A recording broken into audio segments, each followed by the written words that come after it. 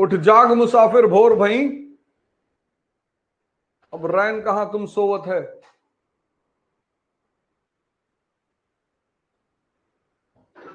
जो सोवत है सो खोवत है, और जो जागत है सो पावत है।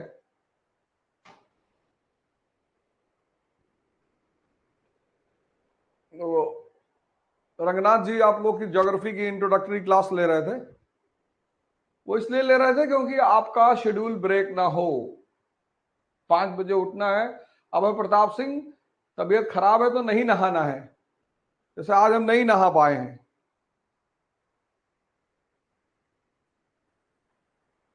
जबरदस्ती नहीं करनी है। जीवन बदलना है, खत्म नहीं करना है।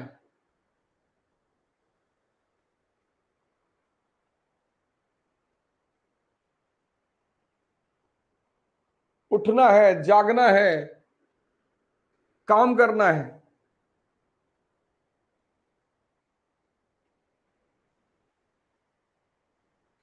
इस पूरे प्रोग्राम का उद्देश्य है,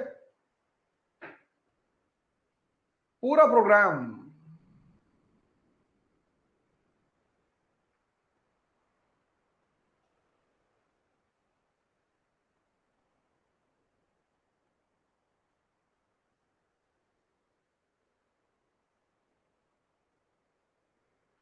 इस पूरे प्रोग्राम का उद्देश्य है कि आप अपनी जीवन धारा को बदलें। दुबई टूर बहुत अच्छा रहा, एक्सेलेंसी का अवार्ड मिला। आप सब लोग का आशीर्वाद रहा, प्रेम रहा। स्वयं को बदलना है, सोच बदलनी है, पढ़ना है।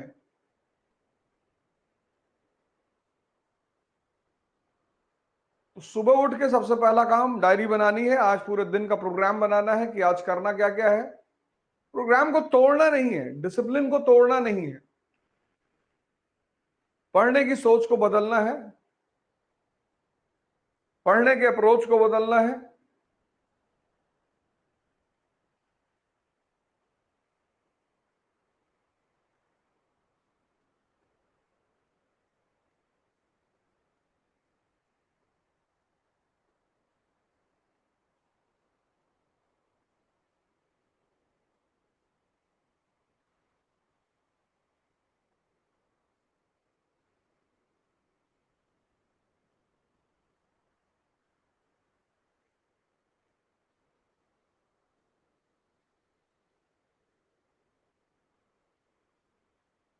है ना? सब लोग जुड़ गए हैं तो क्लास को शुरू किया जाए। योग बहुत जल्दी शुरू हो जाएगा। योग भगाए रोग। तो अगला जो बंगश पठान्स एंड रोहिल्लास, अब तक जो हमने पढ़ाई किया, decline of Mughals, Indian states and society, फिर रीजनल किंगडम्स, हैदराबाद, कर्नाटक, अवध, बंगाल,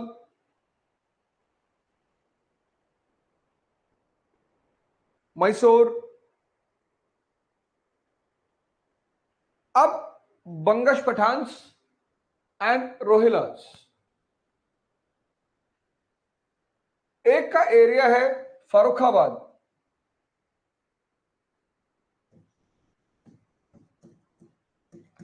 फर्रुखाबाद यानी अलीगढ़ से कानपुर तक का एरिया। अलीगढ़ से कानपुर।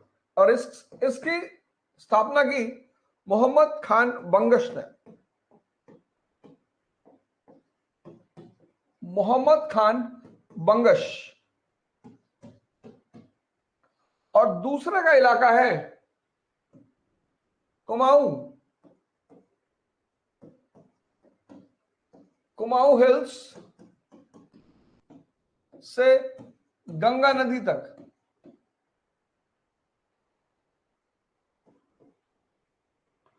और इसकी स्थापना की अली मोहम्मद खान ने।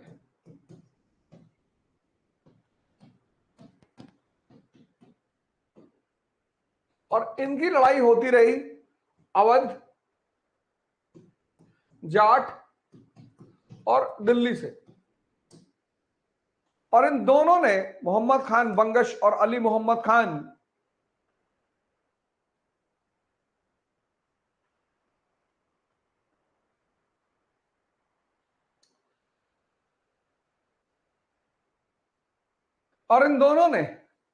मोहम्मद खान बंगश और अली मोहम्मद खान, इन दोनों ने मुगल साम्राज्य का जो पतन हुआ उससे जो वैक्यूम पैदा हुआ उसका फायदा उठाया।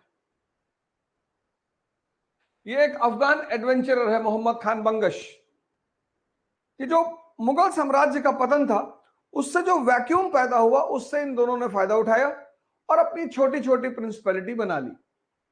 रामपुर जो स्टेट है वो इसी की देन है। आज भी आप देखो रामपुर स्टेट है, तो रामपुर स्टेट ये इसी की लीनियज से है, रोहिलास।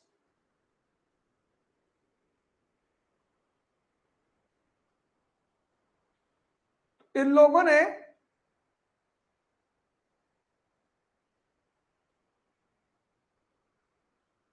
रोहिलास की स्थापना किसने की? आप लिख लीजिए, दिखाई नहीं पड़ रहा है तो मैं फिर से उसको अगली बार से येलो पेन नहीं यूज करूंगा। तो रोहिलास की स्थापना किसने की? रोहिलास की स्थापना की अली मोहम्मद खान ने। कुमायूं हिल्स यानी बरेली के पास का जो इलाका है और गंगा तक इनका इलाका था। अलौन पहले इनकी कैपिटल थी।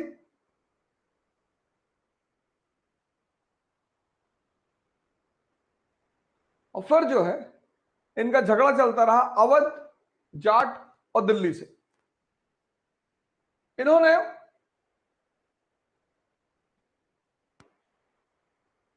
जो मुगल साम्राज्य का पतन हुआ उस पतन का फायदा उठाया और अपनी अपनी सत्ता स्थापित कर ली। इसके बाद सबसे अहम कहानी रही सिखों की।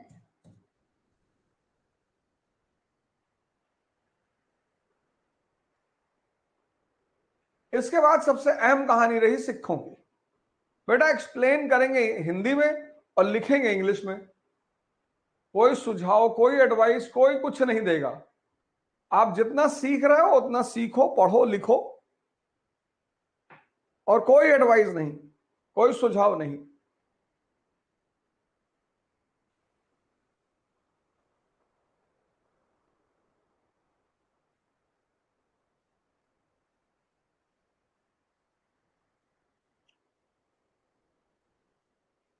सिख बड़ी प्यारी हिस्ट्री है इनकी। सिखों की हिस्ट्रियां सबकी प्यारी हैं, कुछ लोग अपना प्रेजेंट खराब करने पर लगे हुए हैं। आदमी की जो सबसे बड़ी गलती है वो ये है, 95% लोग, 95% लोग अपने जीवन में जो ब्लंडर करते हैं, 95% वो ये है कि वो अपने प्रेजेंट की कीमत नहीं समझ पाते। प्रेजेंट मतलब तोहफा। पास्ट, पास्ट में आप कुछ कर ही नहीं सकते, आपके बस में ही नहीं है, हो चुका है, हो चुका है, आप कुछ कर ही नहीं सकते।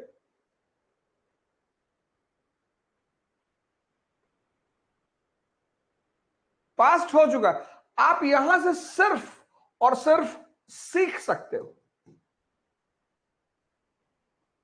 What is history? It's a dialogue between past and present. तीसरी चीज है फ्यूचर, जो एक स्कैम है। पता नहीं होगा कि नहीं होगा।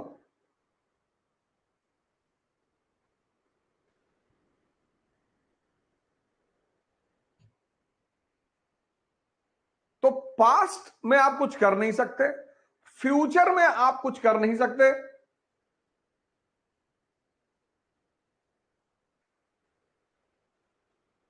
बचा क्या? प्रेजेंट। तो जो व्यक्ति अपने प्रेजेंट को बना ले, यही पूरा खेल है, प्रेजेंट। जो व्यक्ति अपने प्रेजेंट को बना ले, प्रेजेंट, आज,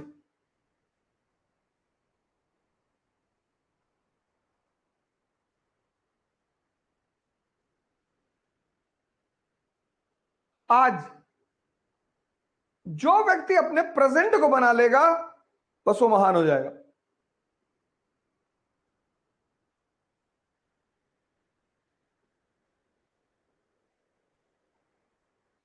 जितने ताकतवर लोग दुनिया में हुए, जितने सफल लोग दुनिया में हुए, जितने महान लोग दुनिया में हुए, उनको यह बात समझ में आ गई कि प्रेजेंट पे काम करना है।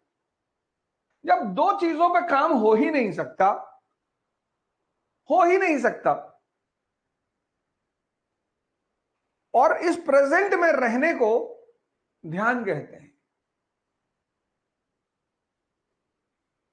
ये जो प्रेजेंट में रहने की प्रक्रिया है, अभी में, इसी को ध्यान कहते हैं। और 95% लोग इस खेल को समझ ही नहीं पाते।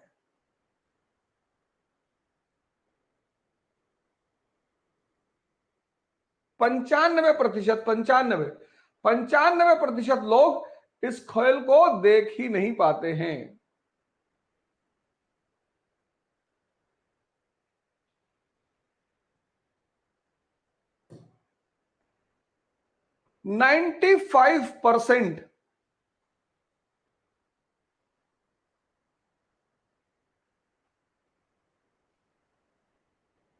मैं कलर चेंज कराता हूं, मैं कलर, एक मिनट रुको, मैं कलर चेंज कराता हूं।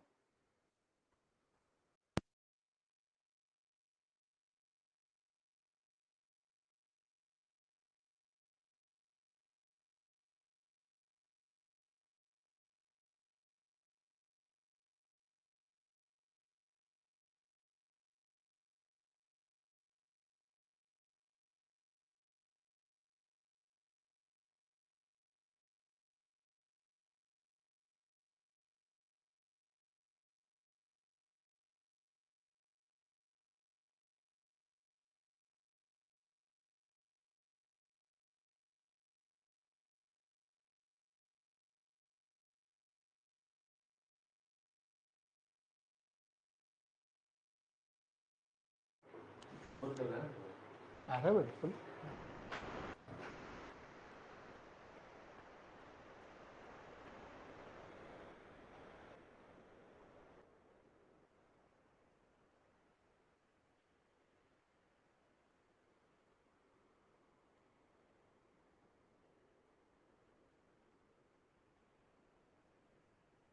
है ना?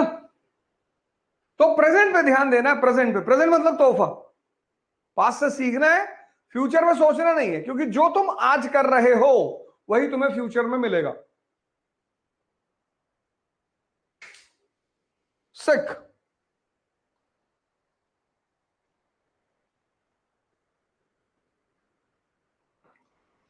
अब सिखों का इतिहास बहुत प्यारा इतिहास।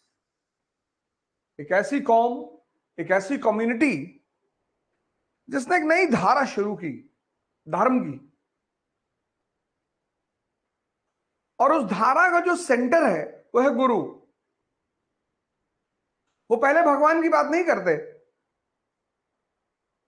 वो पहले भगवान की बात नहीं करते, वो पहले गुरु की बात करते हैं। कि धर्म के जो सिद्धांत है मूलभूत, वो तुम्हें अगर कोई आदमी समझा सकता है तो वो है गुरु। मतलब व्यक्ति और भगवान के बीच जो आदमी है वो है गुरु, प्रीस्ट नहीं, पुरोहित नहीं। क्योंकि प्रीस्टों ने, वो किसी भी धर्म के हो, वो किसी भी धर्म के हो, किसी भी धर्म के, प्रीस्टों ने ही सारी समस्या को जन्म दिया। पैगंबर, अवतार, ये धर्म के सिद्धांत नीचे लाए, और वो सिद्धांत जब पुरोहितों के, प्रीस्टों के हाथ में पड़े, बिगड़ गए। तो सिख धर्म की जो सबसे बड़ी ताकत है वो यही है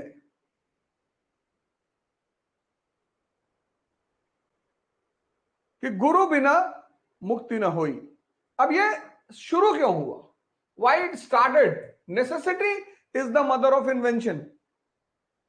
आवश्यकता आविष्कार की जननी है। जब भी किसी चीज की जरूरत पड़ेगी वो खुद ब खुद पैदा हो जाएगा। तो ऐसा सिख धर्म की क्या जरूरत पड़ गई?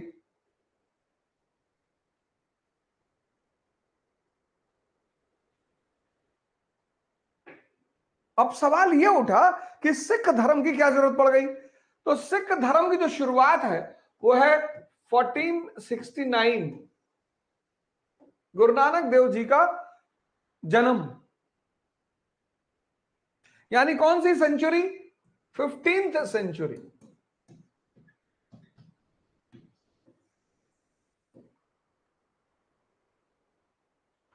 सिख धर्म की जो शुरुआत है वो 15th सेंचुरी। 15th सेंचुरी में भारत की दशा, कंडीशन ऑफ इंडिया, भारत की दशा, condition of India.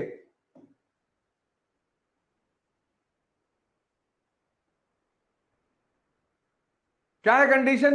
Central authority खत्म हो चुकी है। सेंट्रल अथॉरिटी, केंद्रीय सत्ता का अंत,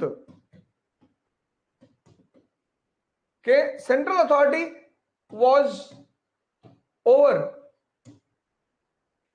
केंद्रीय सत्ता का अंत। केंद्रीय सत्ता कौन? केंद्रीय सत्ता दिल्ली सल्तनत। दिल्ली सल्तनत, केंद्रीय सत्ता का अंत। अब इस केंद्रीय सत्ता के अंत होने का क्या परिणाम था? तो अब ये सब चीज कनेक्ट करते हुए जाइए, सीखिए, बैठिए, सुनिए।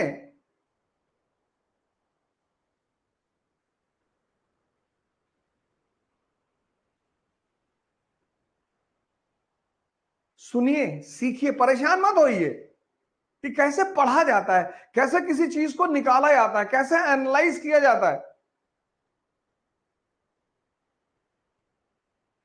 ध्यान इसलिए भी करना है क्योंकि ध्यान से एक चीज पैदा होती है, धैर्य।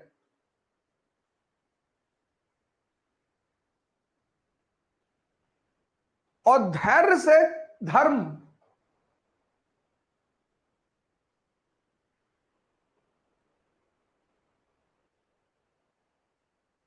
और धर्म से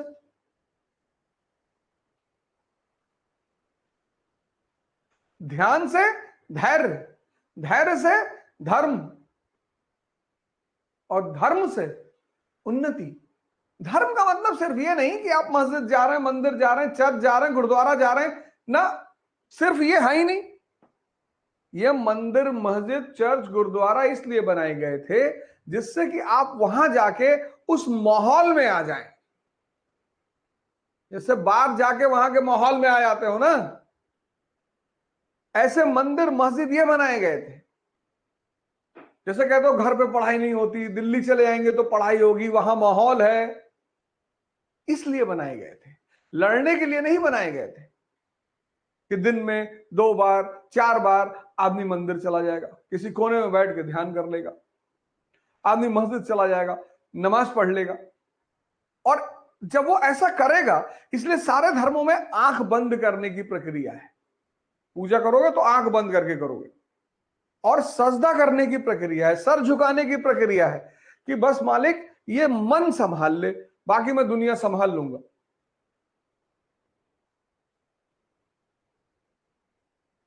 सीसीडी कैफे का ओनर, अरबपति, सुसाइड कर लिया। और कबीर, दोनों ग्रुप में फर्क क्या है? यही फर्क है। मैं बार बार तुमको यही तो एग्जांपल दे रहा हूं कि तुमको सिर्फ एक चीज पे काम करना है, अपने मन पर। तो सीसीडीवी कैफे, दुर्योधन, ये नाम एक तरफ लिख लो, कबीर, अंबेडकर, गांधी, ये नाम एक तरफ लिख लो और दोनों में फर्क देख लो।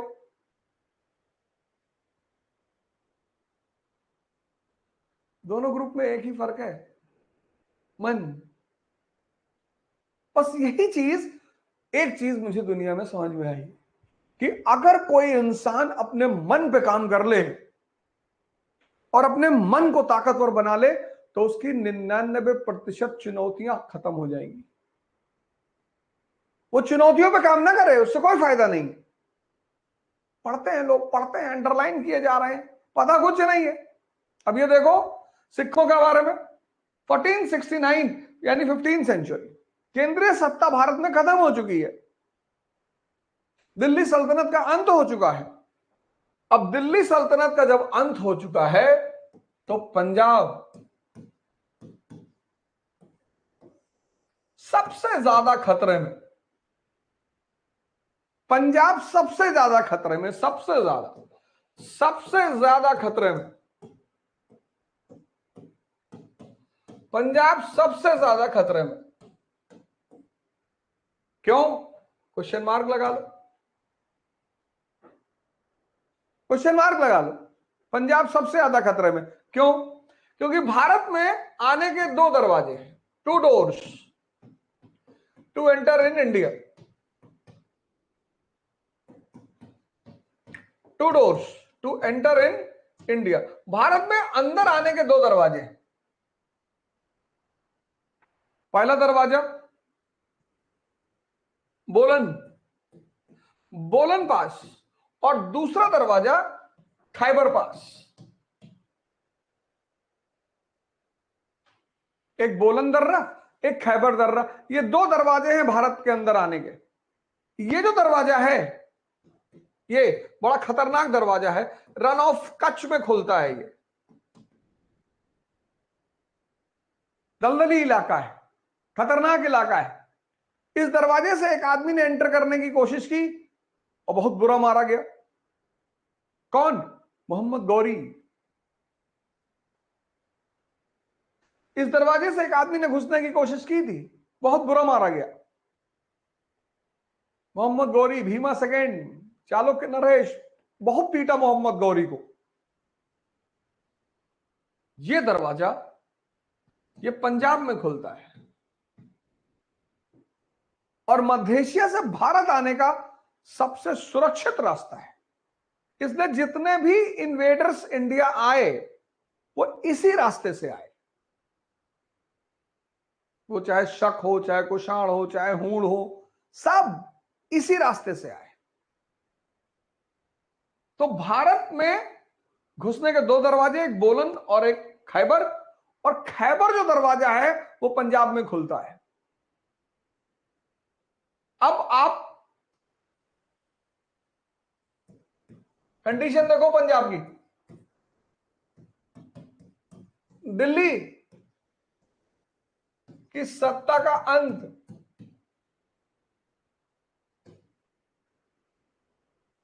दिल्ली की सत्ता का अंत, दिल्ली की सत्ता का अंत और खैबर बना खतरा।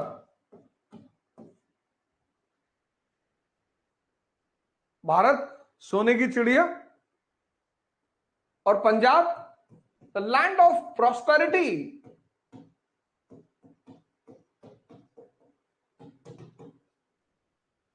समृद्धि का क्षेत्र। Punjab land of prosperity. अब सिचुएशन देखो, खैबर से खतरा। अब देखो इसको, सोचो, जागो, उठो। यही तो मैं चाहता हूं कि तुम इस चीज को सोचो और देखो। दिल्ली की सत्ता का अंत कौन सा ईयर? 1469 का समय चल रहा है। ये देखो, यही चीज तो छोड़ दी तुमने।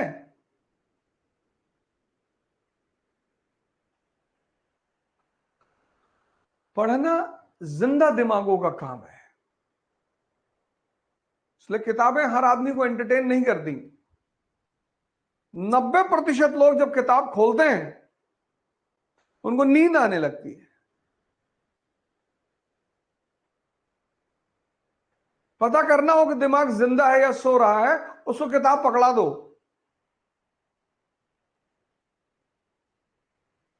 वो भी डीडी बसु, सुमित सरकार, दत्ता सुंदरम, अच्छी किताबें हैं ना।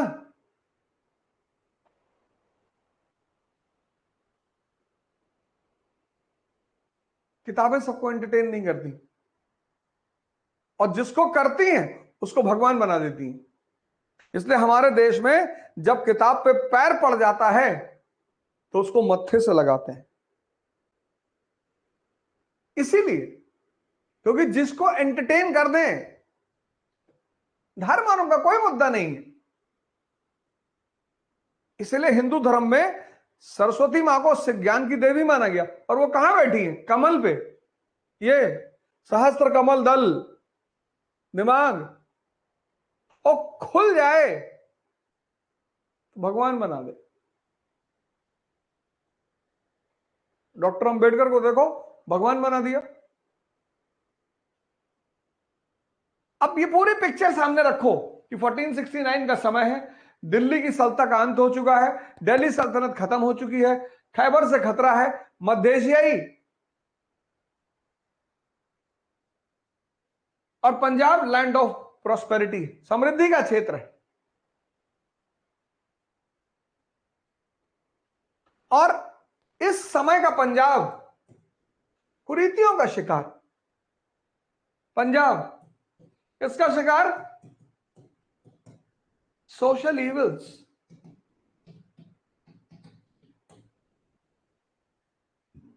आपके सर पे खतरा मंडरा रहा है और आप सामाजिक कुरीतियों के शिकार हो। ऊंच नीच, भेदभाव,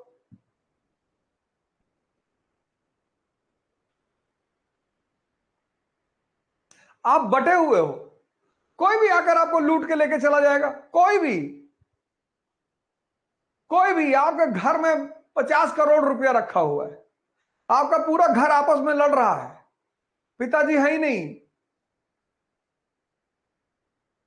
और आपके घर का दरवाजा खुला हुआ है, अब तो कोई भी आके लूट लेगा ना। ये है नेसेसिटी, ये है आवश्यकता।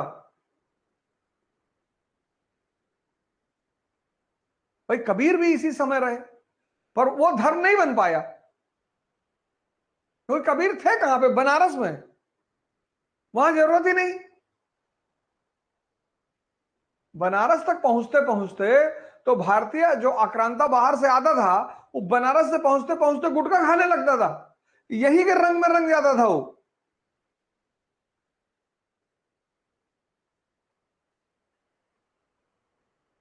और बंगाल पहुंचा तो उसने कहा अमार सोनार बंगलो, गरम गरम ढीम।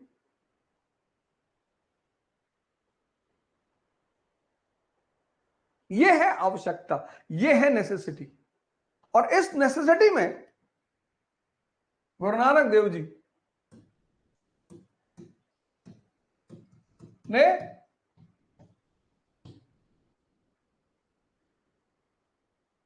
इस कहानी की नींव रखी। उनका धर्म में कोई इंटरेस्ट नहीं था, इस कहानी की नींव रखी जब उन्होंने एकेश्वरवाद का सिद्धांत दिया। मोनोथिज्म, एक ओंकार सतनाम। मोनोथिज्म का मतलब एकेश्वरवाद। हम सब एक पिता की संतान है। लाखों संतों ने इस बात को कहा, पर इस धरती पर किसी को समझ में नहीं आया, और ना कभी आएगा।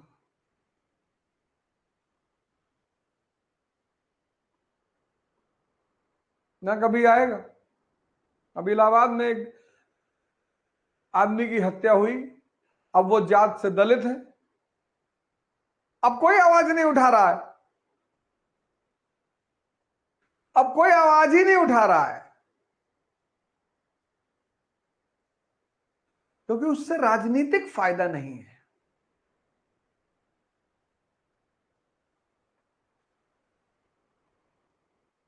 उससे कोई राजनीतिक फायदा नहीं है, उससे पोलराइजेशन नहीं होगा, और उससे पोलराइजेशन को खतरा भी पैदा हो जाएगा।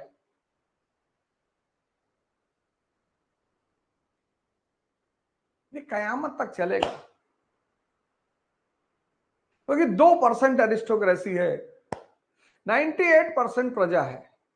इस 98% को उलझाए रखने का सबसे प्यारा तरीका है डिवाइड एंड रूल।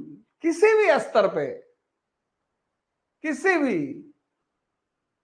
और ऐसा नहीं हिंदुस्तान में, हर जगह। अरब वर्ल्ड में चले आओ, मोहम्मद साहब ने एकेश्वरवाद का सिद्धांत दिया, कहा अल्लाह एक है और उसका एक अंतिम रसूल है मोहम्मद साहब। वहां देखो, शिया सुन्नी महदवी पता नहीं कितनी चीजों में बटे, वहां कौन सा जातिवाद है?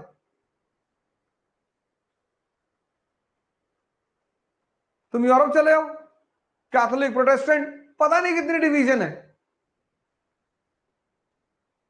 2% शाही वर्ग का जो सबसे बड़ा हथियार है 98% को कंट्रोल करने का, वो है डिवाइड एंड रूल। तो ये तो तुम कभी खत्म नहीं कर पाओगे। लेकिन समय समय पर संतों ने आकर, जब मुसीबत आई, गुरु नानक देव जी ये भी रोशनी लेकर आए।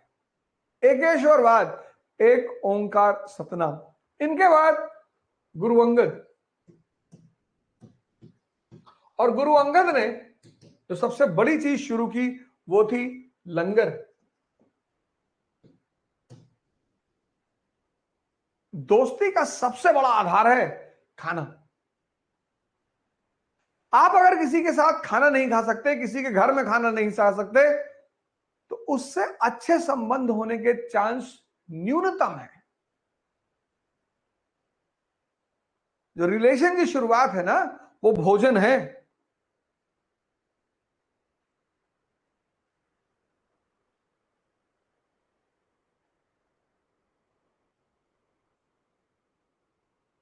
तो प्रेम की शुरुआत है वो भोजन है, कि आज रात का डिनर मेरे साथ। लंगर, कि तुम किसी भी जाति के हो, हिंदू हो, ब्राह्मण हो, दलित हो, जो भी हो, सब साथ में बैठ के खाना खाएंगे। इसके बाद आए गुरु अमरदास।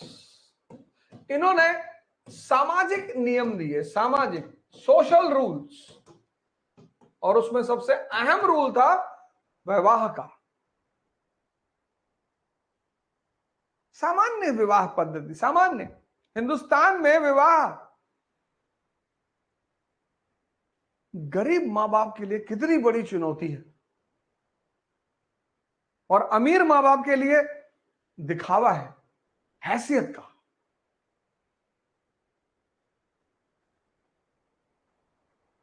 पचास 50 करोड़ रुपया शादी में खर्चा कर दिए।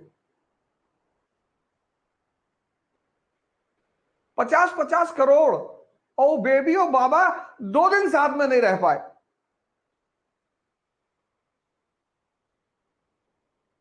₹50 करोड़।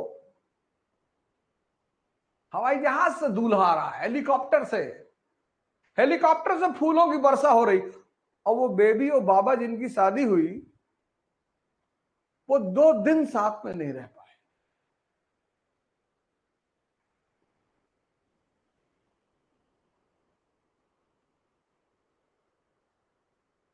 सूट और लहंगा और पार्टी और ये और वो, और हमारे भोलेनाथ शमशान की राख वाख मल के गए थे बारात लेके, लेकिन ताकत है अंदर की।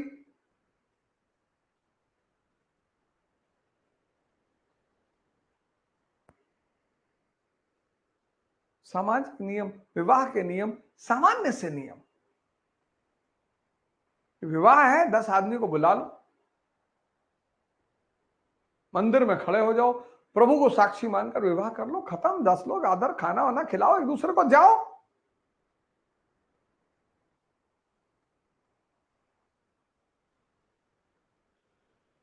ये तीसरे गुरु, गुरु अमरदास।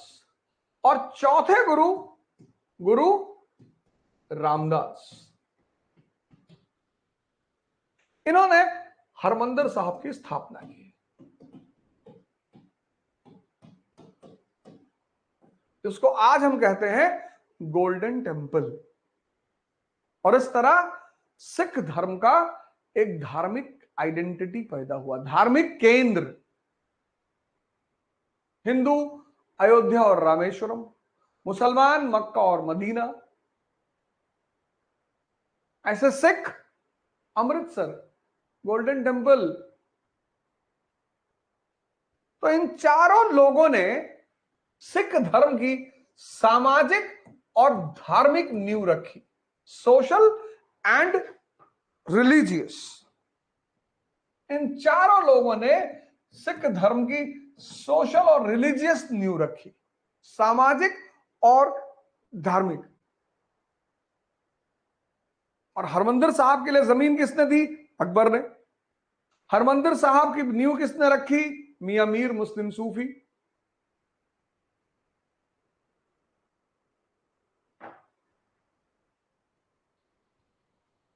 शाही वर्ग के लिए धर्म वरदान है और मूर्खों के लिए अफीम है। शाही वर्ग के लिए धर्म वरदान है। धर्म है क्या? Law, rules. इंसान को छोड़कर सभी धर्म में बंधे हुए हैं, नियम में। चांद तारा सब सब सब धर्म में बंधे हुए हैं। इंसान है जो स्वच्छंद है, आजाद नहीं, स्वच्छंद। रात में 2 बजे खाना खा रहा है।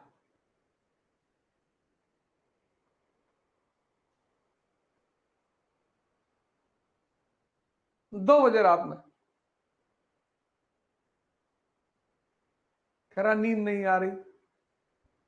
सब जानवर अंधेरा हुआ सो गए, सब चिड़िया अंधेरा हुई सो गई, सब। इसको नींद ही नहीं आ रही है। दिन भर खुराफात सोचोगे, दूसरे को परेशान करने की सोचोगे, खुराफात सोचोगे, दूसरे का बुरा सोचोगे।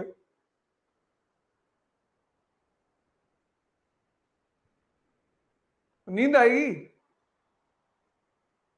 अपना अच्छा सोचो। कुछ काम है जो तुम जीवन में नहीं कर सकते, किसी को मिटा नहीं सकते, कर ही नहीं सकता कोई आदमी। मैं तो देखता हूं आज लोगों को, हम इसको मिटा देंगे, हम इसको खत्म कर देंगे, हम ये कर, तुम कुछ ना कर पाओगे। तुम्हारी सांस तो तुम्हारे कब्जे में है ही नहीं।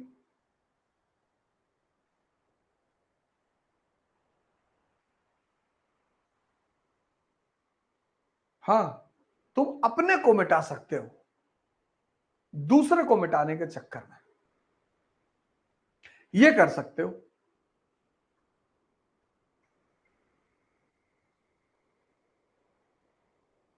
तो दूसरे को मिटाने के चक्कर में खुद मिट जाओगे और दूसरे को बनाने के चक्कर में खुद बन जाओगे। कर भला तो हो भला। तो ये 4 गुरुओं ने सिख धर्म की सामाजिक और राजनीतिक नींव रखी। 5वें गुरु जो हैं, गुरु अर्जुन देव, यहीं से थोड़ा मामला गड़बड़ा गया। यहीं से सिख और मुगल संघर्ष की शुरुआत, संघर्ष की शुरुआत। क्वेश्चन मार्क लगाओ, क्यों, क्या वजह थी सिख और मुगल संघर्ष की शुरुआत? अब आइडेंटिटी पैदा हो रही है, बड़ी अच्छी बात है। लेकिन आइडेंटिटी अगर राज्य के लिए खतरा बन जाए या राज्य को चुनौती दे दे तो राज्य बर्दाश्त नहीं करेगा।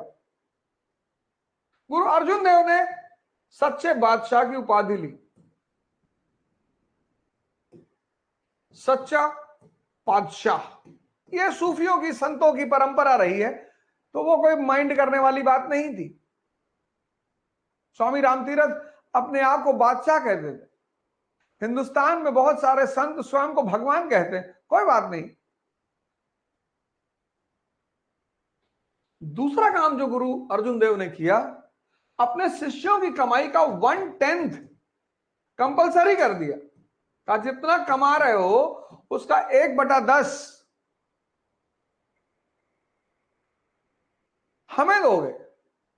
अब दान जो है वो कंपलसरी नहीं किया जा सकता। कंपलसरी क्या है? टैक्स। भाई आपके शिष्य हैं, आपको दान दे रहे हैं, तो वो कंपलसरी नहीं किया जा सकता, वो स्वेच्छा है। अगर आप कंपलसरी कर रहे हो, इसका मतलब आप अथॉरिटी बनने की कोशिश कर रहे हो।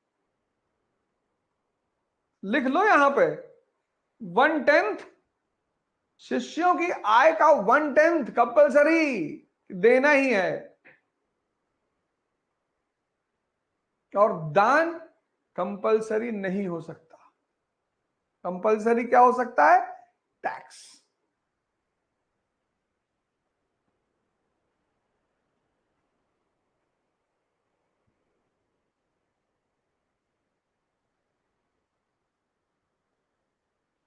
अब एक ही टेरिटरी में दो लोग कैसे टैक्स ले सकते हैं?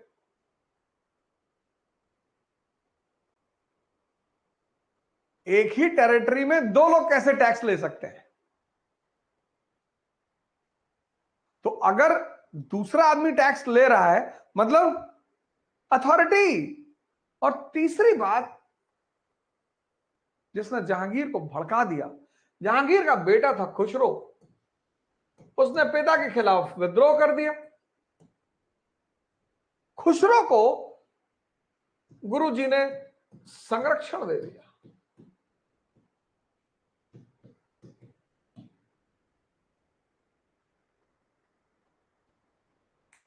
अब आप संत हैं, महात्मा हैं, और आपके पास किसी का बेटा आया कि मैं अपने बाप के खिलाफ हूं, आप समझा के भेज दीजिए। हालांकि जहांगीर की बदतमीजियां ने गुरु को मजबूर किया खुसरो को संरक्षण देने में, परेशान कर दिया अकबर को। अकबर के दोस्त अब्दुल फजल की हत्या कर दी। अव्वल दर्जे का शराबी, और ये बड़ा योग्य आदमी था खुसरो, लेकिन जहांगीर के मन में तनाव तो था ही कि गुरुजी आप हमको टक्कर दे रहे हो। और यहीं पर जहांगीर ने एक गलती कर दी। गलती है ये, और गलती ये है कि गुरु अर्जुन देव को कैपिटल पनिशमेंट दे दी, फांसी दे दिया। और यहीं पर जहांगीर गलती कर गया। नहीं करना चाहिए था। गुरु खिलाफ जा रहे थे, कुछ गलत कर रहे थे, आप देश निकालो दे दो, कह दो भैया अब आप डोरा डंडा उठाओ और जाओ यहां से, देश निकाला। लेकिन जिस समुदाय का अस्तित्व पैदा हो रहा हो, उस समुदाय के गुरु पर आप हमला करोगे तो तनाव तो शुरू होगा ही। और गुरु अर्जुन देव की हत्या से सिख और मुगल संघर्ष की शुरुआत किसने की? गुरु हरगोविंद जी ने। अकाल तख्त की स्थापना, अकाल तख्त, क्वेश्चन मार्क लगा लो। जो भी चीज तुम्हें समझ में ना आए क्वेश्चन मार्क लगा लो। जहां भी कोचिंग करने जा रहे हो पूछो। जिंदा दिमाग का एक सबसे बड़ा लक्षण है क्यूरियोसिटी। दुबई में इसी बात पे यही लाइन मैंने कहा कि अगर शिक्षा की संरचना में क्यूरियोसिटी को बढ़ाने पर ध्यान नहीं दिया जा रहा है तो वो शिक्षा व्यवस्था कभी सफल नहीं होगी। वो सिर्फ तोतों को पैदा करेगी। और तोते कभी बुद्ध नहीं हो सकते। किसी भी शिक्षा व्यवस्था, एजुकेशन सिस्टम, किसी भी एजुकेशन सिस्टम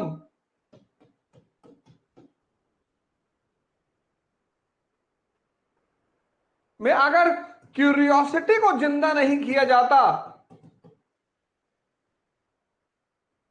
तो शिक्षा व्यवस्था बेकार है, खत्म।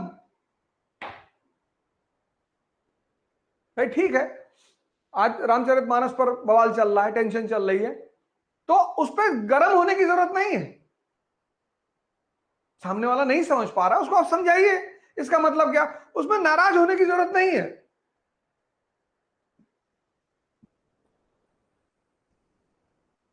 है ही नहीं, उसको समझाने की जरूरत है।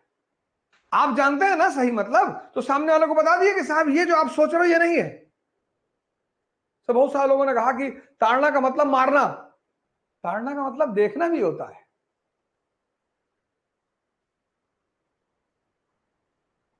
हमारे सीएम योगी आदित्यनाथ जी ने कहा नहीं विधानसभा में कि ताड़त रहा, ताड़त रहा मतलब देखत रहा। अवधि है ना, रामचरितमानस अवधि में है, संस्कृत में नहीं है। संस्कृत में ताड़ना का मतलब मारना।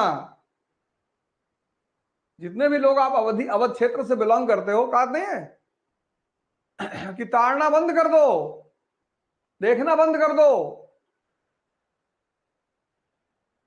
तो अगर कोई सवाल उठा रहा है उसके सवाल, लेकिन आज तुम देखो भारत की दशा, एजुकेशन सिस्टम इसको नहीं पैदा कर पाई, क्यूरियोसिटी।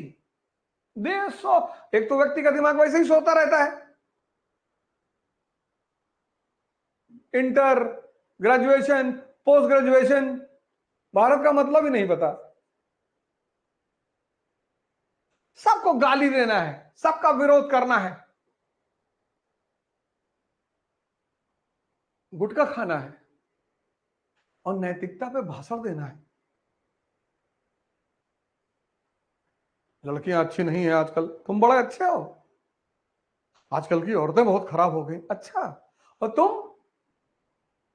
तुम तो भगवान शंकर हो, हवा चल जाए 50 किलोमीटर की रफ्तार से तो उड़ जाओ, कॉन्टिनेंट चेंज हो जाए तुम्हारा,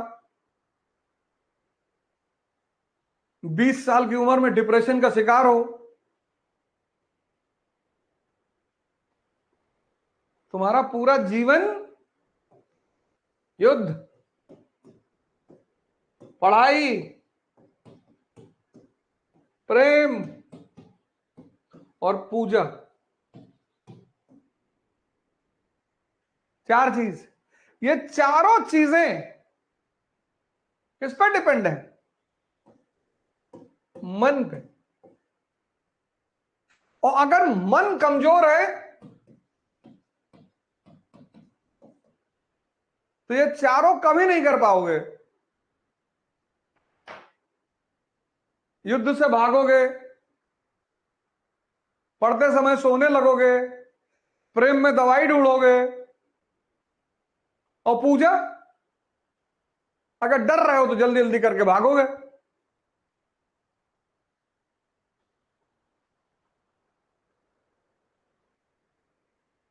ये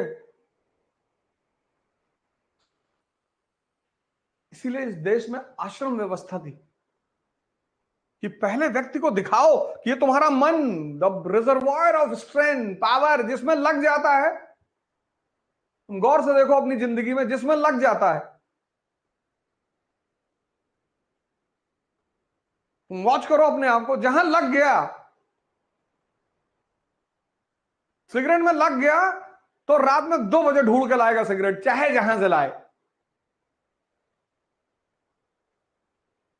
लेकिन अगर मैं कहता हूं 5 बजे सुबह पढ़ना है, सर सर सुबह कैसे उठेंगे सर, जैसे पक्षी उठते हैं, संत उठते हैं, महात्मा उठते हैं, बड़े बड़े लोग उठते हैं।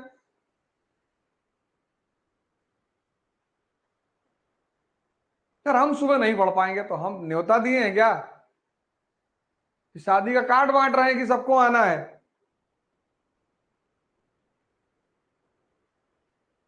ये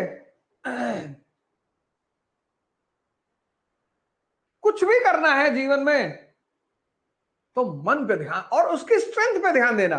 कि सिगरेट पिलाने के लिए तो 6 किलोमीटर लेके चला गया, जिसमें लग जाए उसमें देखो तुम्हें ताकत फील नहीं होती। जिसमें ये लग जाए, मस्त घर में एक शादी है, काम कर रहा है काम कर रहा है, 48 घंटे नींद ही नहीं आई, और जहां लड़की या लड़के की विदाई हुई और प्रोग्राम खत्म हुआ, जमीन पे ही सो गया। तुम इसकी ताकत देखो। तो अगर ये यही ताकत जो औरत जगह लगाता है, ये अगर तुम्हारे उद्देश्य में लगा दे, तुम्हारी पढ़ाई में लगा दे, तुम्हारी तैयारी में लगा दे, सोचो तुम्हारा जीवन कितना संवर जाए। सोचो तुम कितने महान बन जाओ। तुम अपने जीवन में कहां भटक रहे हो? तुम अपनी शक्ति को पहचान नहीं पा रहे हो।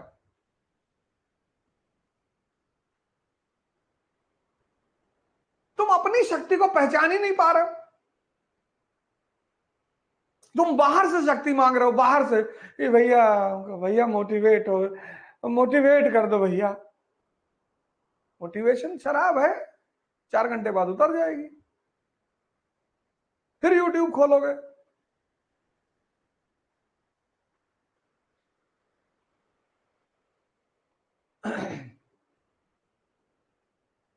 किसी को सुनना बुरा नहीं है, अच्छा है। किसी से कुछ भी दिन भर, ये देखो, इसीलिए मैं तुमसे कहता हूं खुद पर काम शुरू करो। 20 साल उम्र है, 21 साल उम्र है, 22 साल उम्र है, कोई उम्र ही नहीं है। यूपीपीसीएस 40 साल तक है, आईएएस 32 साल तक है। 20 साल तुम्हारी उम्र है, 1 साल अपने ऊपर काम कर लो, ध्यान योग मन पे काम कर लो, अपने आप को अंदर से ताकतवर कर लो। 22 साल में आईएएस हो जाओगे, 23 साल में आईएएस हो जाओगे। पर हो तो जाओगे, पहला चरण अगर तुम्हारा सही हो गया तो।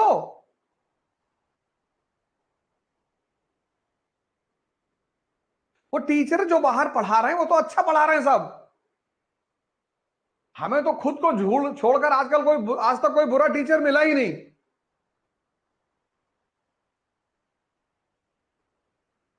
यही तो मैं तुम्हें बता रहा हूं, यही तो मैं सुबह उठा रहा हूं।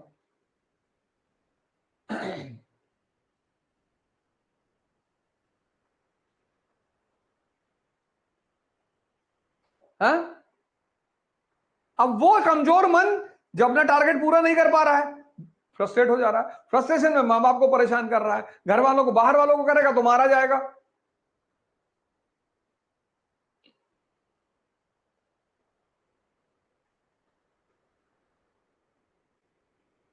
शिक्षा, क्यूरियोसिटी।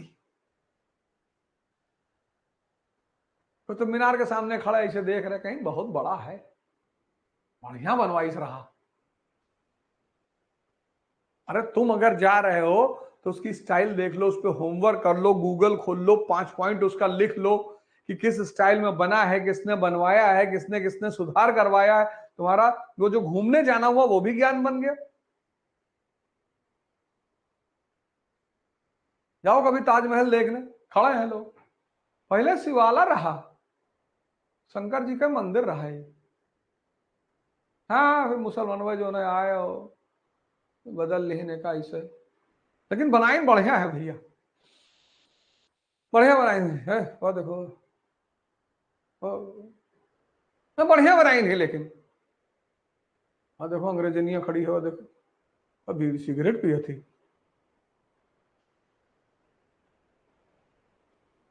ये अंग्रेजन देखत देखत वह सब तुम्हें गुलाम बनाए ली। जाओ और कहीं कोने में खड़ा होकर लोगों की एक्टिविटी देखो, खड़े हो जाओ कोने में, देखो लोगों को कैसे एक दूसरे खाना, अंग्रेज हो देखो कैसे हाथ पकड़े घूमा था।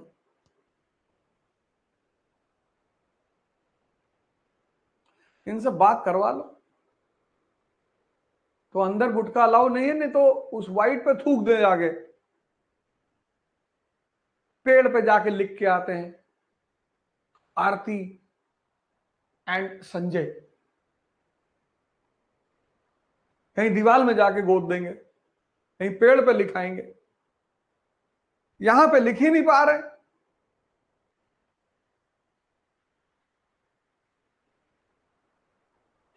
एजुकेशन सिस्टम, तो एक तो गुरु हरगोविंद जी ने अकाल तख्त की स्थापना की, और दूसरा अपने शिष्यों से घोड़ा और अस्त्र दान में लेने लगे, और यहीं से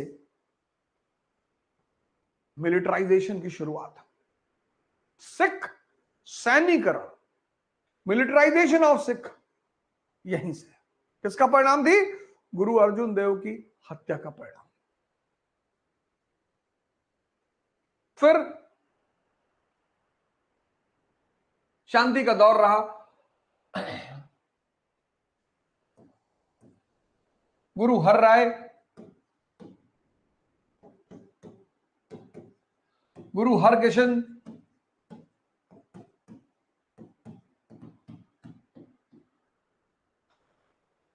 शांति का दौर रहा। गुरु हरगोविंद जी का भी थोड़ा सा मसला हुआ शाहजहां के साथ, लेकिन फिर वो मामला शांत हो गया। फिर ये दो गुरु रहे हमारे, गुरु हर राय जी रहे, गुरु हरकिशन जी रहे, शांति का माहौल बना रहा। औरंगजेब के दरबार में भी गए, मसला बिगड़ा गुरु तेग बहादुर जी से।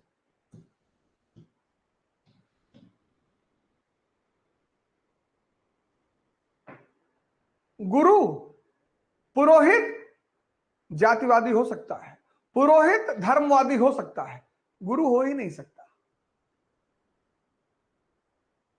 हिंदू पुरोहित है, मुसलमान पुरोहित है, सिख पुरोहित है, क्रिश्चियन पुरोहित है, लेकिन हिंदू गुरु नहीं हो सकता। यही तो गुरु की खासियत है, जो समझ गया,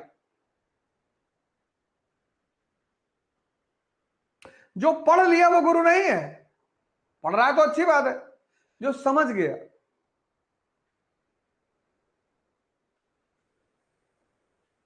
जो समझ गया वो गुरु है। उसके लिए माने नहीं रखता। आज इतना ब्राह्मणों को गाली दे रहे हैं। पुरोहित को तुम टारगेट बनाओ, पुरोहित को। फिर मैंने कहा पोलराइजेशन।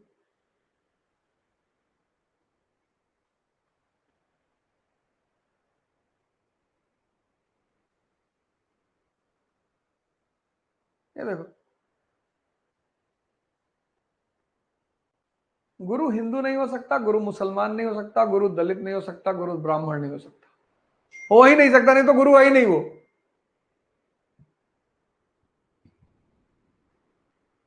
औरंगजेब का शासनकाल, वजीर खान कश्मीर का गवर्नर, और अपने आका का शह पाके परिवर्तन को बढ़ावा, गैर मुसलमानों को परेशान करना। तो गैर मुसलमान हिंदू वगैरह सवाए गुरुजी के पास कहे साहब परेशान कर रहा है साहब, परिवर्तन कन्वर्जन की बात। कन्वर्जन का जो नियम है मैं बता चुका हूं, कन्वर्जन हर धर्म में है, अच्छा है। कन्वर्जन मतलब इंद्रियों से चेतना पर आना। सिद्धार्थ इंद्रियों पर है, बुद्ध चेतना पर, असीम इनफाइनाइट के साथ है। नरेंद्र इंद्रियों पे है, स्वामी विवेकानंद चैतन्य है। यह है रियल कन्वर्जन, इंद्रियों से, सेंसेस से कॉन्शियस पर जाना, फाइनाइट से इनफाइनाइट पे जाना, यह है कन्वर्जन। अच्छी चीज है, सारे धर्म का मूल है कन्वर्जन। यह कन्वर्जन नहीं है श्यामलाल से शमसुद्दीन हो गए, ये कन्वर्जन नहीं है कि श्यामलाल से सैमुअल हो गए, ये सब कन्वर्जन नहीं है। लेकिन मैंने तुमसे कहा कि तुम इस सब चक्कर में मत पड़ना, शक्ति की तलाश करो, शक्ति मां शक्ति की पूजा करो, शक्ति की साधना करो। वर्षों से वन में घूम घूम बाधा विघ्नों को चूम चूम, चाहे धूप घाम पानी पत्थर, पांडव आए कुछ और निखर। इस लाइन को अपने कलेजे में लिख लो और शक्ति की देवी की पूजा करो, फिर सत्ता में आओ और परिवर्तन करो। आगे कुछ मत करो, आईएएस बनो, एक सोशल आइडेंटिटी पैदा करो, सांसद बनो, तुम ही बचाओगे इस देश को, तुम ही बचाओगे इस देश को।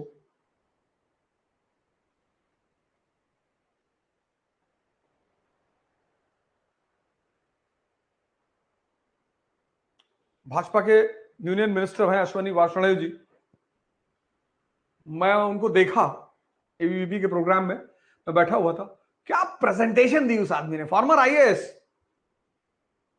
मेरी बातचीत तो नहीं हुई ना, पर हम सब एक ही प्रोग्राम में गए हुए थे, आइडियाज ऑफ इंडिया, और उसमें वो आए थे और प्रेजेंटेशन दिया उन्होंने इकोनॉमी का। भाई साहब सिंपल सा आदमी, कुर्ता पजामा पहना हुआ, सिंपल सा, और क्या प्रेजेंटेशन, क्या वर्ड्स का सिलेक्शन, क्या मतलब, आपको वो वीडियो दिखाई पड़े तो जरूर देखना, अश्विनी वाष्णेय जी का वीडियो आप देख रहे हैं उस व्यक्ति को प्रेजेंटेशन देते हुए। मतलब पहली बार काफी दिनों बाद मैं किसी लीडर को सुन रहा था, वरना मैं तो उठ के चला ही जाता हूं। पहली बार मैं किसी लीडर को सुन, और फॉर्मर सिविल सर्वेंट, कुर्ता पजामा, सिंपल सा कुर्ता पजामा, पूरा internet, railway project, this economy, that economy. हमारे एक मित्र ने कहा कि मैं आपसे मिलाऊंगा, मुझे अच्छे लगे, वो एक अलग बात है, पर सोचो एक सिविल सर्वेंट इतना जबरदस्त प्रेजेंटेशन दे रहा है एज अ लीडर। जिस दिन 300 सिविल सर्वेंट बैठ गए हिंदुस्तान की पार्लियामेंट में, पढ़े लिखे लोग, समझदार, जाति व्यवस्था और जातिवाद में अंतर समझते हैं वो। इस देश की 70% जनता इनोसेंट है, उसको बेचारी को समझ में नहीं आता, उसको जो चाबी भर दे। अब इलेक्शन आ रहा है 24 का, जनता को समझ में नहीं आ रहा कि यार क्या हो रहा है भाई, यार इतना है ब्राह्मण क्षत्रिय और ब्राह्मण और दलित और हिंदू मुसलमान, इतना क्यों हो रहा है। अभी 24 खत्म हो जाएगा, खत्म।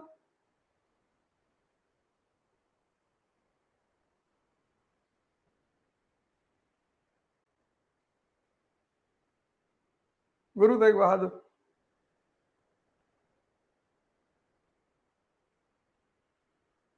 अब गुरु का धर्म है मानवता की रक्षा करना, तो गुरु ने कहा इन लोगों से कि जाओ यार उससे कह दो, क्या नाम है, बोले साहब वजी, बोले जाओ कह दो। गुरु भयभीत नहीं हो सकता, जो भगवान से कनेक्टेड है उसको कोई क्या डराएगा। ये सब गुरु के लक्षण है। बोले जाओ बता देना कि गुरु जी ने कहा है कि पहले हमको कन्वर्ट करो, बाकी सब हो जाएंगे अपने आप। इनको दिल्ली लाया गया, हालांकि उस वक्त औरंगजेब दिल्ली में था नहीं, लेकिन वहां पे फांसी, फिर गलती हो गई। संत गुरु इनको सबको नहीं मारा जाता है, फिर गलती हो गई। और जब यहां गलती हुई तो 10वें गुरु, गुरु गोविंद सिंह,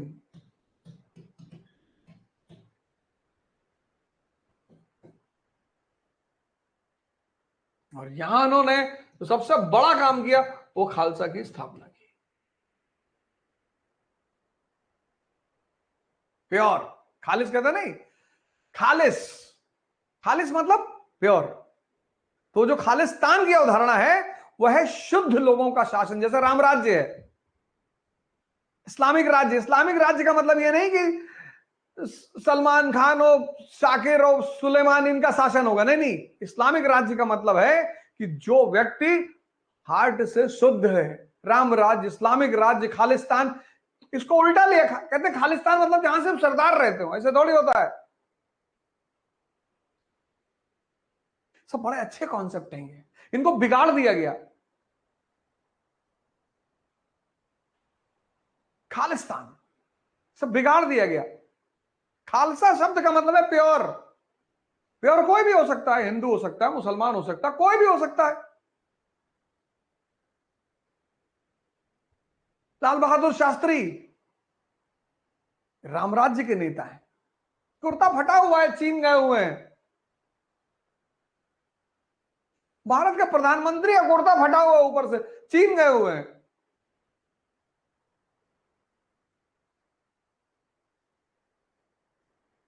यहां तुम लोग दूसरे का कपड़ा, दूसरे की घड़ी, दूसरे की गाड़ी देख के इतने प्रभावित रहते हो। अरे भैया लुई मजेटो की घड़ी पहने भैया, 25 करोड़ की घड़ी होगी भैया, 25 का मार देंगे खींच कर 50 फुट जमीन के अंदर।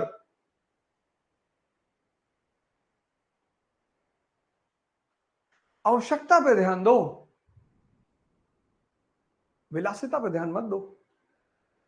विलासिता खत्म कर देगी तुमको, चूस लेगी, खत्म। आवश्यकता पे ध्यान दो। टाइटन की घड़ी पहने हो वो भी ठीक है, समय तो बता रही है ना।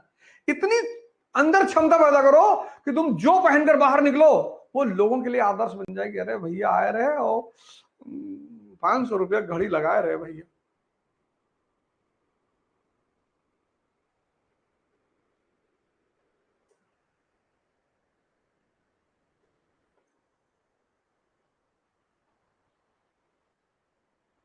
तुम्हारे मन में कुछ और ही चल रहा है। जहां प्रियम्बल चलना चाहिए, नेशनल इनकम चलना चाहिए, मनसबदारी चलनी चाहिए, वहां चल रहा है कि यार मर्सिडीज बहुत जबरदस्त गाड़ी है। अच्छी, ठीक है, अच्छी बात है, पर वो सोचना नहीं है। तुम्हारे पास है ना स्विफ्ट डिजायर, तुम्हारा काम चल रहा है ना, बहुत है, शुक्रिया अदा करो भगवान को।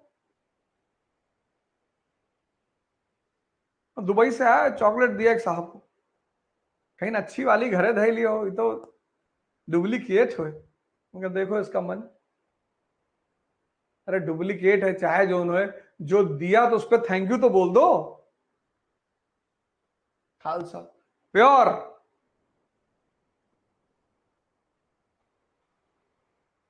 मानवता की सेवा के लिए। बड़ी जबरदस्त कहानी है गुरु गोविंद सिंह की, मध्यकाल की हिस्ट्री पढ़ाऊंगा तो मैं बढ़ाऊंगा। और गुरु गोविंद सिंह जी ने कहा कि अब सिंह टाइटल यहीं से शुरू हुई, बोले मैं किसी को भी शेर बना दूंगा।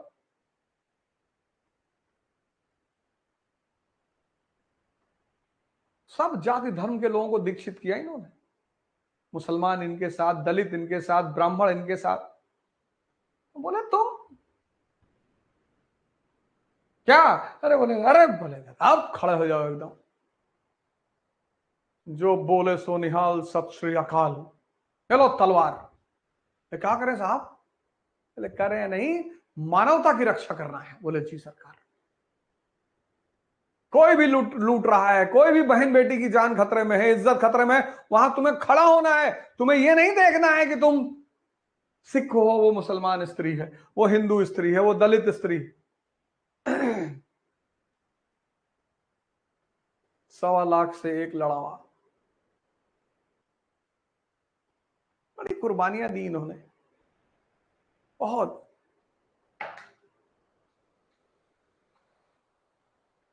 जब जरूरत, आवश्यकता, necessity is the mother of invention.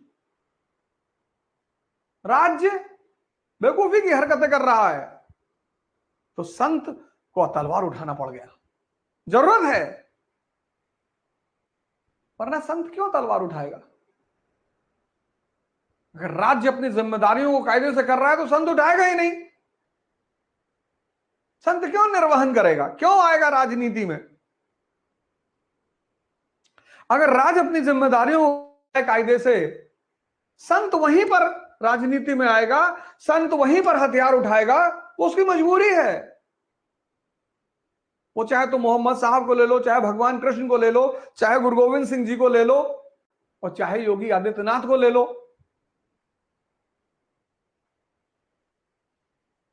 संत जब भी, उसको जरूरत ही नहीं है, उसको जरूरत ही नहीं है। लेकिन जहां भी ये दुनियावी लोग अपना दायित्व निर्वाह नहीं कर पाएंगे, वहां किसी आदमी को आना पड़ेगा।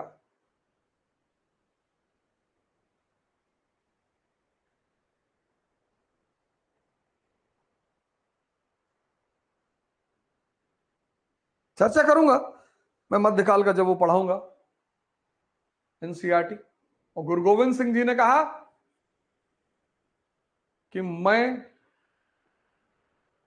मेरे बाद गुरुशिप यहीं पर स्टॉप हो जाएगी। अब 11वां गुरु कौन?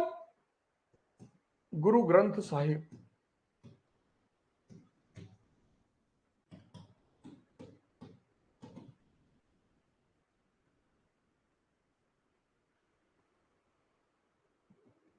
बड़ी लड़ाई चली औरंगजेब से, मुगलों से बहुत लड़ाई चली। उसके पीछे राजनीतिक कारण भी थे, धर्म नहीं था। धर्म तो मुद्दा ही नहीं था राजनीति, मैं चर्चा करूंगा उस पर। राजनीतिक मुद्दे थे। और 1708 में गुरु के एक शिष्य ने गुरु पर हमला कर दिया।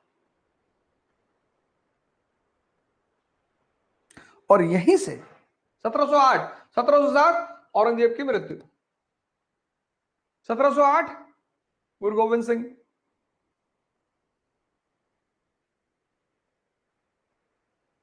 और यहीं से सिखों की कमान आ गई बंदा बहादुर के हाथ में।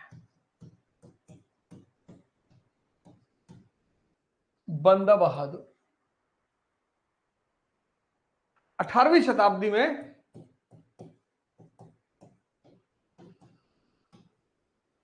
पंजाब का नायक, महाराष्ट्र का ब्राह्मण, गुरु का शिष्य, बंदा बहादुर। गुरुदेव ने ही नाम दिया बंदा बहादुर। बहादुर शाह से समझौता नहीं हो पाया, मैं पढ़ा चुका हूं। बहादुर शाह से समझौता नहीं हो पाया। फर्रुख जहांदर शाह समझौता नहीं हो पाया। फर्रुख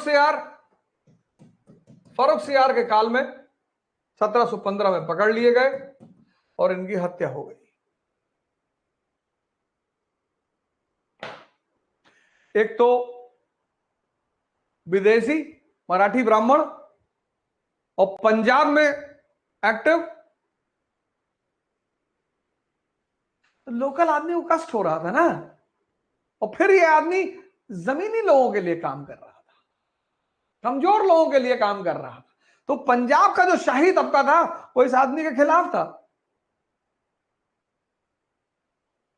और इस आदमी ने पहली कोशिश की, बंदा बहादुर ने, पहला व्यक्ति, first to dream for a Sikh state. बना नहीं पाया बंदा बहादुर जी उसको बना नहीं पाए, लेकिन first to dream about Sikh state. Guru Nanak और गुरु गोविंद सिंह जी के नाम के सिक्के चलाए, लिख लो, गुरु नानक और गुरु गोविंद सिंह जी के नाम के सिक्के चलाए। पहला प्रयास किया। 1715 में पकड़ लिए गए, हत्या हो गई। 1715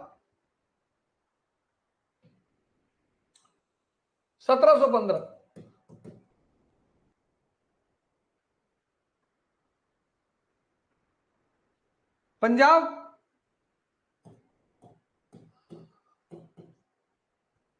लीडरशिप वैक्यूम।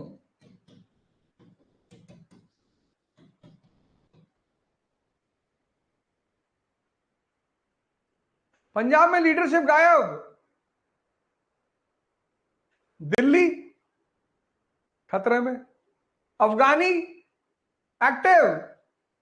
ये देखो 1715 अफगानी, ईरानी एक्टिव, दिल्ली इनएक्टिव। बीच में Punjab leaderless, land of prosperity. तो अब इनको मौका मिलेगा तो ये भी लूटेंगे, इनको मौका मिलेगा तो ये भी लूटेंगे।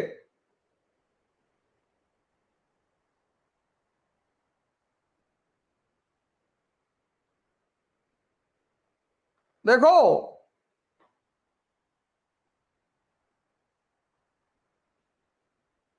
इनको मौका मिलेगा तो ये भी लूटेंगे, इनको मौका मिलेगा ये भी लूटेंगे। तो एक ट्रेडिशन की शुरुआत हुई, गुरुमत्ता। गुरुमत्ता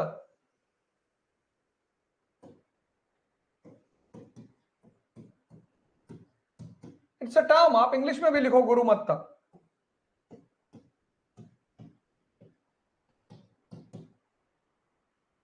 सिख सारे कहां मिलेंगे? अमृतसर में, और वहीं पे की डिसीजंस लिए जाएंगे। 1739 करनाल का युद्ध, सबसे ज्यादा किसको झेलना पड़ा? पंजाबियों को। 1740 अब्दाली की रेड, किसको झेलना पड़ा? सिखों को।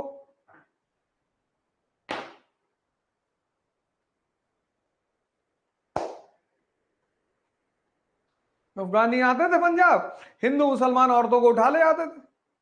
तो जो सिख गुरिल्ला थे, ये 12 बजे रात में अफगानिस्तान पर हमला करते थे और हिंदू मुसलमान की औरतों को वापस लेकर आते थे।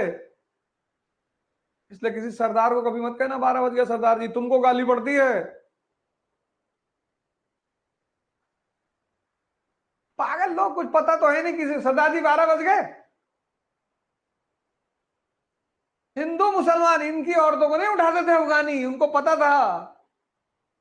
हिंदू मुसलमान, ये सिख गुरिल्ला ये रात में 12 बजे हमला करते थे। खौफ बन गए थे सिख अफगानिस्तान के लिए, खौफ। कहते हैं अफगानी औरतें अपने बच्चों को हरि सिंह नलवा के नाम पे सुलाती थी। ये जलवा था सिखों का। और जो भी मानवता के लिए काम करेगा उसकी तारीफ तो होगी ही।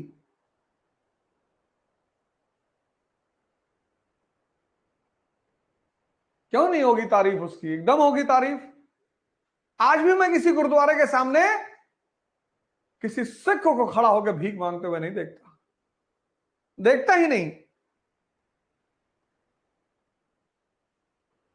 मैं तो कहता हूं लोगों से, कोई सरदार कहीं गुरुद्वारे के सामने भीख मांगते मिले मुझे दिखाना यार। और गुरुद्वारों के सामने मांग कौन रहा है? दूसरे धर्म के लोग। शर्म नहीं आती इनको कि कुछ सीखो उनसे। हालांकि कभी कभी ये स्वाभिमान, अभिमान को भी पैदा करता है। मैंने बहुत बार देखा सिखों को कि तो बड़ा पब्लिसाइज करते हैं, वो नहीं करने की जरूरत है। आप जो दान पुण्य कर रहे हो वो परमात्मा देख रहा है। किसी को भी अपने दान पुण्य को सोशल मीडिया पर नहीं डालना चाहिए। आप किसके नाम पे कर रहे हो? परमात्मा के नाम पे, वो देख रहा है ना। आपने दान किया और फोटो खींच के डाल दी एफबी पे, तो इससे तो आपकी गौरव बढ़ा, आपका सम्मान बढ़ा कि अरे भैया बहुत दानी है। तो आपने जिस लिए दान किया कि मेरा नाम बढ़े, मिल गया, तो आप भगवान से क्या लोगे? इसलिए सभी धर्मों ने कहा है गुप्त दान। तुम्हारा दान किसी को पता ना चले। तो किसी नीडी को तुमने 1000 रुपए दे दिया और वो तुम्हें जानता नहीं, तो वो किसको धन्यवाद कहेगा? प्रभु को कहेगा भगवान मिलने आए थे भैया, भगवान भैया हमारी मदद किए। तो जब वो बार बार भगवान का नाम लेगा तो भगवान तुम्हारा नाम लेगा। सोशल मीडिया पे दो दो केला लिए हुए दिखा रहे। इस दुनिया में हर आदमी भिखमंगा है, सब भगवान से मांग रहे हैं। तो कोई हमसे मांग रहा है, हम भगवान से मांग रहे हैं, तो दोनों तो भिखमंगे हुए। और एक भिखमंगा दूसरे भिखमंगे को कुछ देके अगर सोशल मीडिया पे डाले, दाता एक राम भिखारी सारी दुनिया। दाता एक राम, दाता।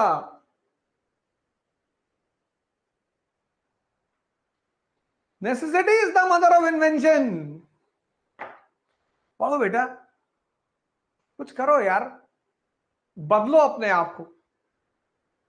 और क्लास के बाद माँ बाप वो फोन करना है, अगर वो साथ में रहे तो तुरंत जाकर उनका पैर छूना है। माँ बाप का सम्मान करना सीख लो, राइज कर जाओगे तुम दुनिया में। दुनिया में एक कौम है माँ बाप,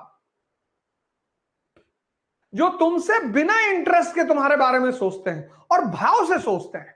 आज मैं इसका राज तुमको बता दूं कि मैं बार बार क्यों माँ बाप पे ध्यान दे रहा हूं, माता पिता पे। मैं क्यों इसको बार बार तुमसे कह रहा हूं। दुनिया में एक बहुत बड़ी शक्ति है जो सब लोग नहीं जान पाते, वो है भाव की शक्ति, फीलिंग की। यह बहुत बड़ी पावर है। भजन है, भाव के भूखे हैं भगवान, बहुत बड़ी। और हर माँ बाप अपने बच्चों से इसी से जुड़े होते हैं, भाव से, और यह शक्ति है बहुत बड़ी। भाव से किसी के लिए अगर कोई अच्छी चीज कही गई तो वो दुआ, और भाव से अगर किसी के लिए कुछ बुरी कही गई तो वो बद्दुआ, कर्ज, और दोनों असर करती है। वाइब्रेशन है सर, बहुत साइंटिफिक है सर, बहुत स्ट्रांग चीज है, बहुत स्ट्रांग चीज है सर।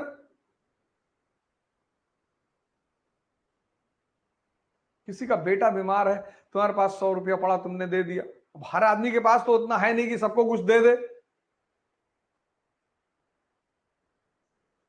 तो जो आंसू गिरे ना उसके, खुशी में दवा लाके, सर वो ताकत है सर। वो आपको कहां मदद करेगी आपको पता नहीं चलेगा सर। और तुमने राह चलते किसी को चांटा मार दिया फालतू में, उसके भी आंसू गिरे, वो खा जाएंगे तुमको। मैं बार बार क्यों कहता हूं मां बाप के बारे में, क्योंकि मां बाप का अपने बच्चों से संबंध भाव से होता है, और भाव एक शक्ति है sir. It's a vibration in the world. ये चांद, सूरज, सितारे, प्लैनेट सब इसी शक्ति से चल रहे हैं। तो जब तुम अपने मां बाप को सम्मान देते हो तो वो भाव उठता है उनका, तो तुमको दुआ देते हैं, एक ऐसी एनर्जी तुमको देते हैं जो तुम अंदाजा ही नहीं लगा सकते कि उसकी कितनी ताकत है। इसलिए मैं बार बार तुमसे कह रहा हूं,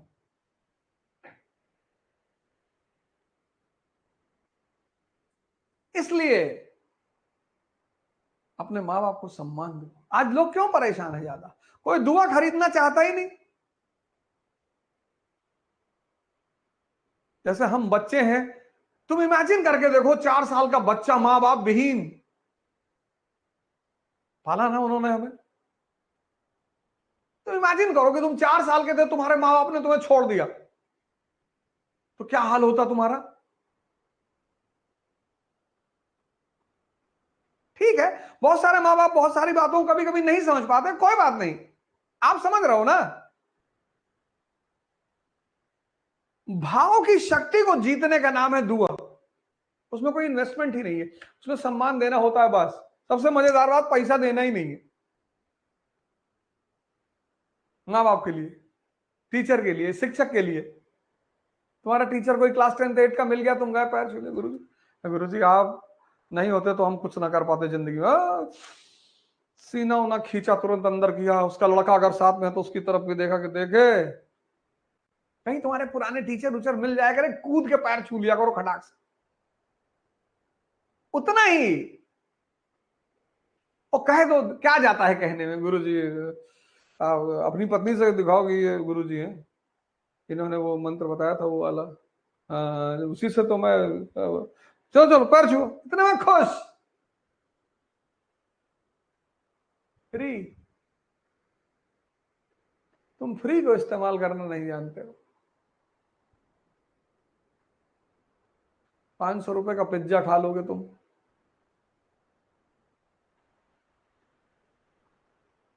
और गुस्से में तुरंत आ जाते हो और गाली देते हो।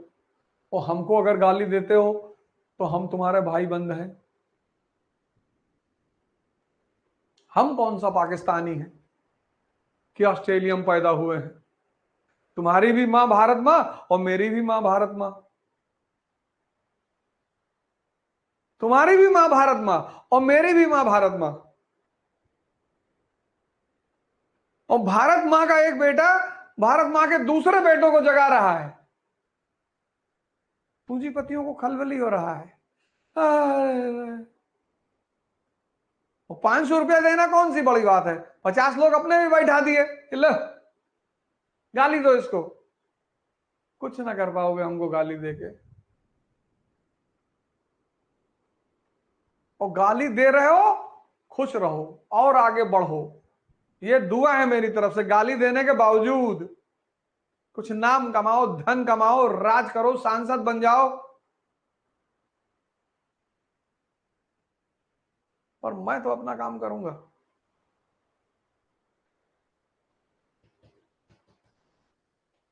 इतने बड़े बड़े पूंजीपति पड़े, उनके 10-20 लड़का बैठाना कौन सी बड़ी बात? डिमोरलाइज करो इसको। 5 बजे सुबह बच्चों को जगा रहा है।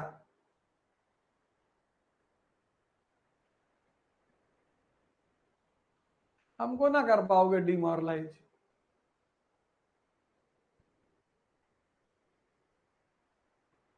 और सामने कुछ कह ना पाओगे, क्योंकि बहुत सारी कलाएं आती हैं हमको।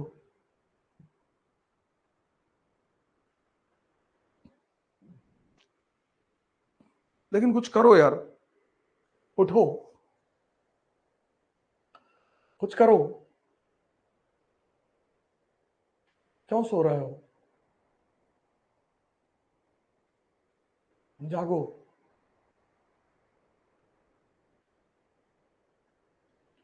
अपनी तकदीर बदलो, अपनी समाज की तकदीर बदलो, इस देश की तकदीर बदलो। संभव हो जाए तो दुनिया की बदलो, पर शुरुआत अपने से करो।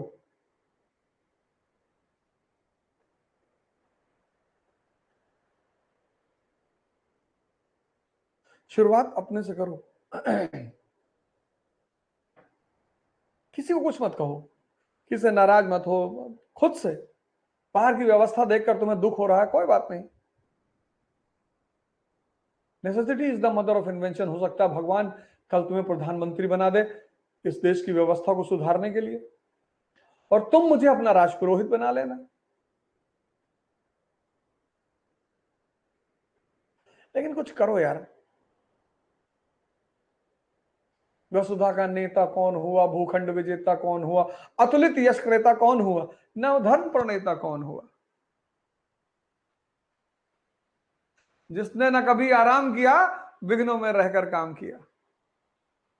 लिख लो और सामने वाली दीवार पे चिपका लो। और जीवन में विघ्न जब आते हैं, सोते से हमें जगाते हैं, मन को मरोड़ते हैं पल पल, तन को झंझोड़ते हैं पल पल।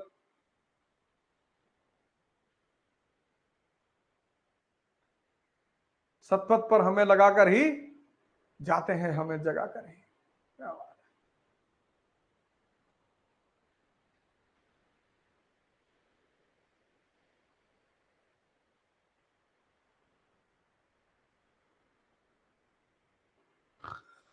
प्रसादों के कनकाब शिखर होते कबूतरों के ही घर। काहे टेंशन ले रहे हो? किसी कमरे में इलाहाबाद में बैठे पढ़ रहे हो ना,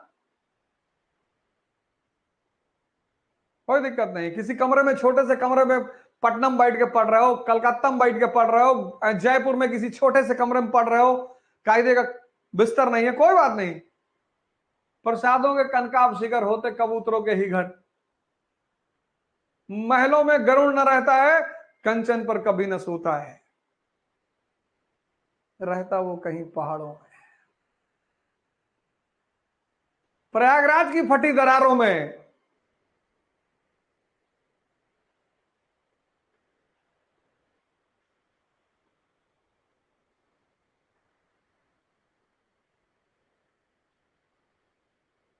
उठो यार, 20 साल के युवा हो तुम।